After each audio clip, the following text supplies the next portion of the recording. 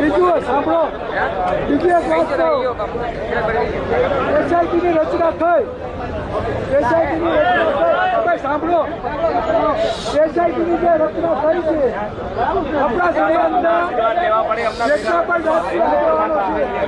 પક્ષ મૂકી બરાબર એક પાથરને બેઠા ને એક પાથરને રજૂઆત કરવા ગયા, એના માટે દિલથી વંદન અને તાલીમ.